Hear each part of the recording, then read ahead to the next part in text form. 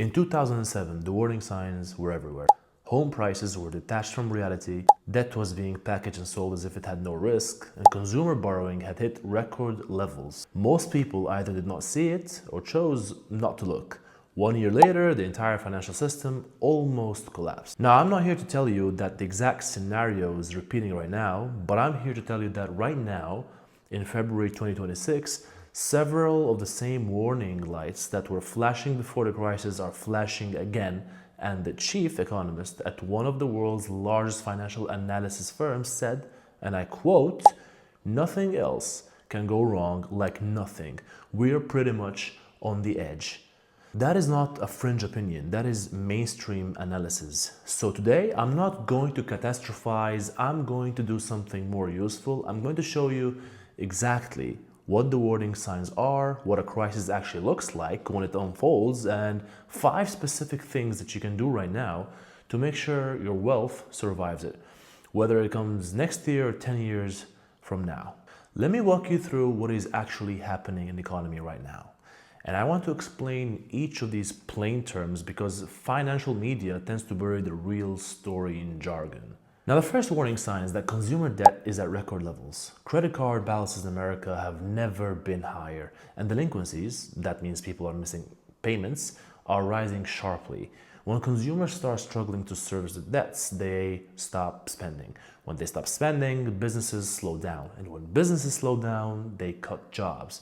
Now, that chain reaction is how recession begins. Warning sign 2. The labor market is softening. Hiring has slowed significantly and job cuts are rising. When people feel uncertain about their jobs, they stop spending and start saving. That sounds responsible, but when millions of people do the same thing at the same time, it pulls money out of the economy all at once. The third warning sign is that asset prices are stretched. Stock valuations are elevated by historical standards. Private credit, basically loans made outside the traditional banking system, has grown crazy and is described by analysts as lightly supervised.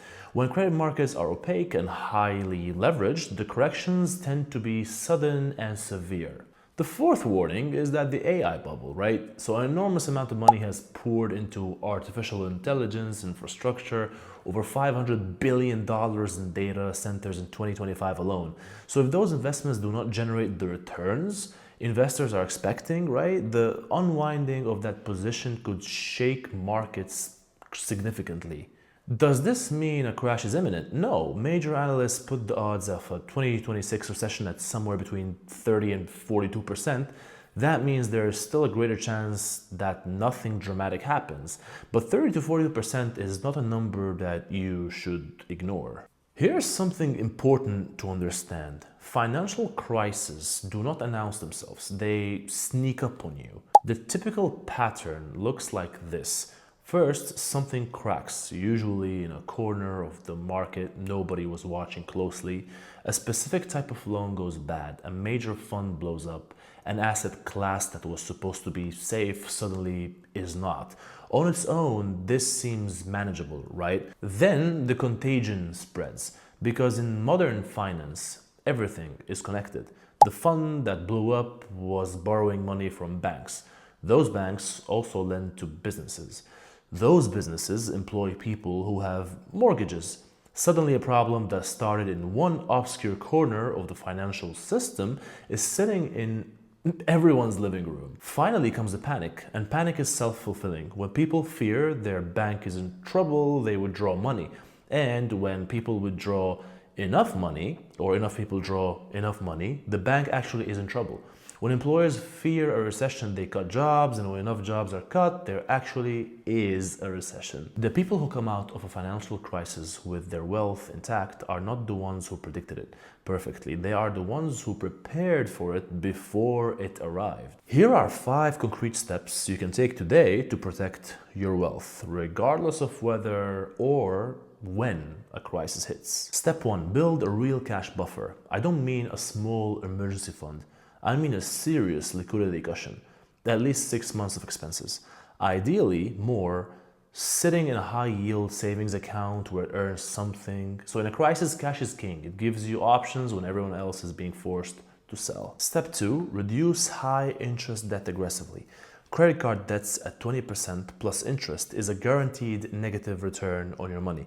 So in an economic downturn, that debt becomes a trap. If your income drops and you still owe high interest balances, the math turns brutal very fast. Attack it now while your income is stable. The third thing you can do is add real assets to your portfolio. Stocks can lose 40 to 50% in a serious downturn. Real assets, gold, real estate, commodities tend to hold value better because they are tied to physical things, not just financial promises, right? So gold specifically has historically performed well during financial crisis because scared money flows into it while everything else is falling. Step 4, diversify geographically. So if all your assets are in one country's market, you are entirely dependent on that one specific economy. So owning international assets, whether foreign stocks, real estate in another country, or assets denominated in another currency, gives your portfolio an insurance layer against domestic economic shock. The fifth step is that know your numbers, right? So this sounds basic, but in a crisis, the people who panic are actually the ones who do not clearly know their financial position. Know exactly what you own, what you owe, what your monthly expenses are, and how long your savings would last if your income stopped tomorrow. So clarity beats anxiety every single time. Here's the truth about financial crises. Most people survive them. Some people even come out ahead because they prepared while everyone else was caught off guard. I'm not telling you to panic, and you should not do that. I'm telling you to prepare. There's a massive difference. If this video gave you a genuine value, hit the like button and subscribe. And tell me in the comments which of these 5 steps are you going to do first. I read every single one of them. See you in the next video.